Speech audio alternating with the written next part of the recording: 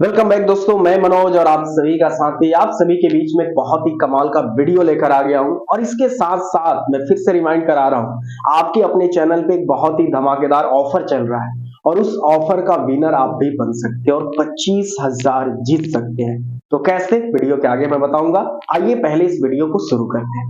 दोस्तों, हर व्यक्ति की अपनी समझ अलग अलग होती है और वो भीतर से जैसा समझता है उसको लोग भी वैसे देखते हैं और उसको दुनिया भी, उसको संसार भी वैसे ही दिखता है। दोस्तों, एक गांव के बाहर एक नदी था। वहां पे एक व्यक्ति अपने कपड़े को धो रहा था। उसी रास्ते से एक व्यक्ति बैलगाड़ी पे अपने पूरे सामान के साथ, अपने परिवार के साथ आ रहा था उस गांव में शिफ्ट होने, उस गांव में बसेरा डालने। तो उस व्यक्ति से पूछा जो कपड़ा धो रहा था कि भाई साहब, बता सकते हैं कि ये गांव के लोग कैसे हैं, यहाँ के जो गांव के लोग हैं आखिर ये कैसे हैं। तो वो बोला कि मैं बताऊंगा जरूर, लेकिन उससे पहले मुझे अपने एक प्रश्न का उत्तर चाहिए। तो क्या, इससे पहले आप ये बताएं कि आप जहां पे थे वहां के जो लोग थे, उस गांव के लोग कैसे थे। जैसे ये बात उतना वो पूछा, वो बैलगाड़ी पे जो व्यक्ति बैठा था उसके आंख, उसके चेहरे क्रोध से एकदम लाल हो गए और पूरे गुस्से के साथ बोला कि उस गांव का, उस नाम मत लो उस गांव का। इतने खराब लोग वहां के थे, इतने दुष्ट लोग हैं, इतने पापी लोग हैं वहां के। अगर मैं तो इस उम्मीद के साथ आया हूं कि अगर मेरे पास कोई शक्ति हाथ लग जाए तो मैं उस गांव का विनाश कर दूंगा, मैं अपने अपमान का बदला ले लूंगा। आप बताएं इस गांव के लोग कैसे हैं। तो बोला कि माफ कीजिएगा, मैं 70 वर्ष से इस गांव में रह रहा हूं और इसी गांव में मेरी जन्म है, सब कुछ है, लेकिन इस गांव के जैसा बुरे लोग हमने आज तक नहीं देखा है। तो माफ कीजिएगा, ये गांव आपके लिए नहीं है। जैसे वो 2 कदम बैलगाड़ी लेके आगे बढ़ा, तब तक पीछे से एक व्यक्ति और आया और आके पूछा कि वो भाई साहब, इस गांव के लोग कैसे हैं। मैं अपने गांव में से निकल गया हूं किसी कारणवश और इस गांव में बसेरा डालने आया हूं, तो बता सकते हैं कि इस गांव के लोग कैसे हैं। वो आगे वाला व्यक्ति जो बैलगाड़ी लेके निकला था वो रुक गया, सुनने लगा। ये व्यक्ति जो कपड़ा धो रहा था, गांव का जो व्यक्ति थे, ये फिर से पूछे कि लगता है आप मेरी बातों को सुने नहीं। ठीक है, मैं आपके सवालों का जवाब दूंगा, पहले फिर से आप मेरे सवालों का जवाब दें कि आप जहां से आए हैं आखिर उस गांव के लोग कैसे हैं। जैसे वो व्यक्ति बताने की जब कोशिश कर रहा था, बताने लगा, उसके चेहरे पे स्माइल आ गई, उसके चेहरे पे खुश मिजाज आ गया। बोला कि मत पूछिए, वैसे गांव तो मैं कभी देखा ही नहीं था, स्वर्ग की तरह है गांव। वहां पे हर लोग एक दूसरे के साथ मिलकर बातें करते हैं, एक दूसरे के साथ प्रेम से रहते हैं। वो तो मेरा दुर्भाग्य है कि किसी कारणवश मुझे उस गांव को छोड़ना पड़ा। अगर मुझे कभी उस गांव में जाने का मौका मिला तो मैं जरूर जाऊंगा, लोगों के साथ प्रेम बांटूंगा, लोगों के साथ बैठूंगा। बहुत अच्छे लोग हैं उस गांव के।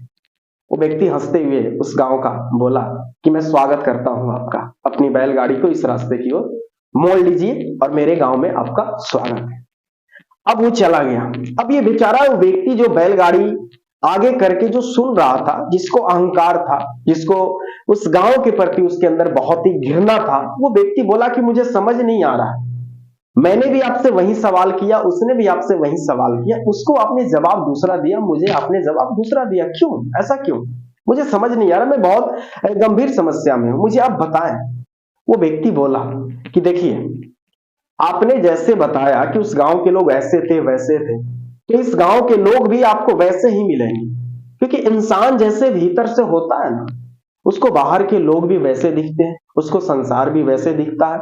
जब जो इंसान हमेशा किसी बात पे अगर झूठ बोल रहा हो ना, अगर कोई इंसान उसके सामने सच भी बोलेगा, उसको लगेगा कि ये भी झूठ ही बोल रहा है, क्योंकि आप भीतर से जैसे होते हैं, आपको संसार, आपको दुनिया, आपको लोग वैसे ही दिखाई देता है। इसलिए मैंने आपको बोला कि इस गांव के लोग बुरे हैं। दोस्तों, हर इंसान के जो अंदर है ना, घृणा, गुस्सा, द्वेष, ईर्ष्या, प्रेम, प्यार, विश्वास हर व्यक्ति के अंदर रहता है, लेकिन वो प्रकट तभी होता है, प्रकट तभी होगा जब उसके सामने कोई मनुष्य रहेगा, जब उसके सामने कोई इंसान, क्योंकि इंसान की मौजूदगी ही उसके अंदर की घृणा को, ईर्ष्या को, द्वेष को, गुस्सा को, प्रेम को बाहर निकाल सकता है। जिस प्रकार से एक कुएं में पानी होता है और उस पानी को निकालने का जो जरिया है रस्सी और बाल्टी होता है। अगर रस्सी और बाल्टी ना रहे, इसका मतलब ये नहीं कि कुएं में पानी नहीं है, कुएं में पानी है, इसको समझते हम ऐसे। एक बहुत बड़े व्यक्ति थे, विद्वान थे, सन्यासी थे। उन्हें बहुत क्रोध आता था, बहुत गुस्सा आता था, और अपने गुस्सा से इतना ज्यादा परेशान हो गए थे कि उन्होंने हिमालय पे जाकर 30 वर्ष तक रहने का तपस्या ले लिया कि मैं हिमालय पे जाऊंगा और 30 वर्ष तक वहीं पे रहूंगा।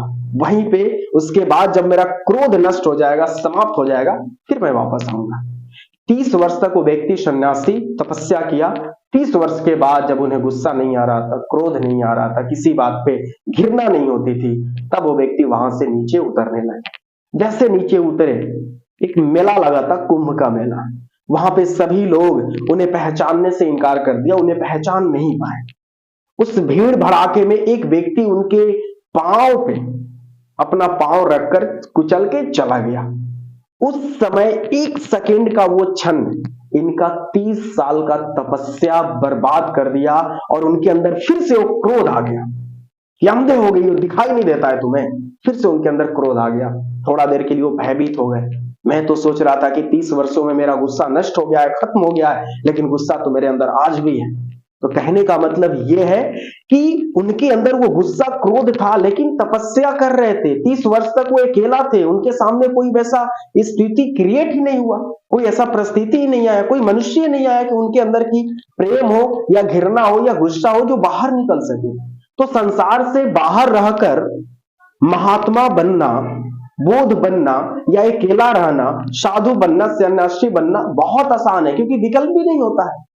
लेकिन संसार में रहकर उस चीज को बैलेंस रखना, यह सबसे बड़ी चुनौती है। क्योंकि अकेला में हर व्यक्ति महात्मा बन सकता है, क्योंकि बनने के अलावा कोई ऑप्शन भी नहीं रहता है।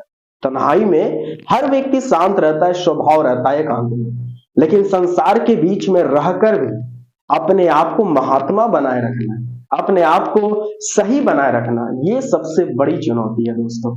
तो हर व्यक्ति के अंदर दोनों चीजें होता है, लेकिन उसकी मौजूदगी, किसी की भी मौजूदगी, उसके अंदर का गुस्सा प्रकट कर सकता है, उसके अंदर का प्रेम प्रकट कर सकता है, उसके अंदर का एक अच्छा इंसानियत प्रकट कर सकता है दोस्तों। तो इस कहानी से मैं आपको यही समझाना चाहता हूं कि हर व्यक्ति के अंदर हर वो चीज होता है, डिपेंड करता है कि सामने वाला आदमी उसके अंदर से क्या प्रकट कराना चाहता है। अगर किसी इंसान को गुस्सा आता है, अगर ये सोच रहा है कि मैं अकेला में रहकर अपने गुस्से को नष्ट कर दूंगा, तो ये उसका भ्रम है।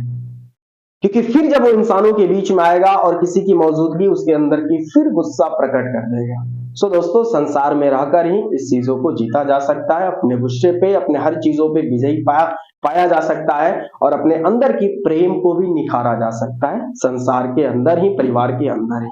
तो दोस्तों, कहानी कैसा लगा? इस कहानी को ज्यादा से ज्यादा शेयर करें, और हाँ, ये जो दिए गए वीडियो है इस पे आप क्लिक करें, वहां पे जाकर उस वीडियो को देखें। उसमें बताया गया है पूरे डिटेल में कि किस प्रकार से ऑफर में पार्टिसिपेट करके 25,000 जीत सकते हैं। साथ के साथ डिस्क्रिप्शन में जितना भी हमारा सोशल अकाउंट है उन सबको फॉलो कर ले।